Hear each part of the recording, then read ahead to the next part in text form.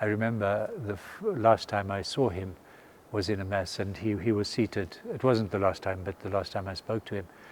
And he was seated in his wheelchair, and I said, Holy Father, please know that we in South Africa do pray for you. And he looked up at me and he put his finger up like that. He said, please pray for me. This is a tough job. And it was just that simplicity and that humility that really touched me. Catholic Church and Catholics throughout the world are very saddened by the death of the Holy Father, Pope Francis, because the Pope is a very important figure for us in the Catholic Church.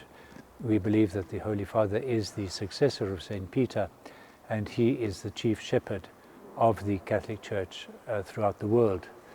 And we Catholics love the Pope, and they have such high regard and high esteem for the Holy Father.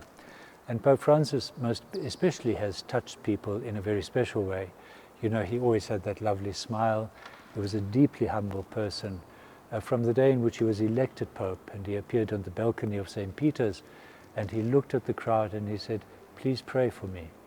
And he bowed his head to allow people to pray for him. It was such a touching moment for us. So I think throughout the world, but particularly in Africa, we feel that we were very close to Pope Francis, and we feel that he loved us as well. So this loss is sad, but also it happens during Easter, the first day of the octave of Easter, when the church celebrates the resurrection. And so there is a sadness, but it also a great joy, because he's gone back, as you've heard when they announced his death, gone back to the house of the Father. And that's why we're Christians. You know, it is the great longing, and for him to be able to be rewarded for his hard work and be now resting with the Lord also gives us comfort. He's always said that the church is a hospital for the sick. So the notion of perfection and all of that, he's never really, he's understood the church as a vehicle for the sanctification of all people.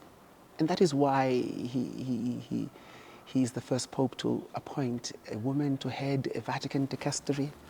You know, he's the first pope to speak so candidly and warmly about the members of the LGBTQI+.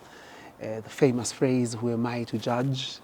You know, if a person seeks the Lord with God with an ardent heart, who am I to judge? You know, his care, you know, for the people of Palestine.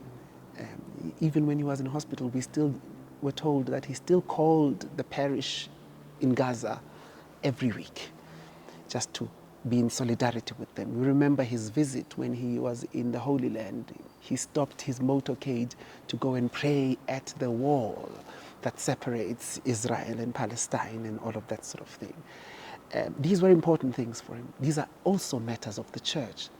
Matters of social justice, of human dignity, of equality are also Christian duties.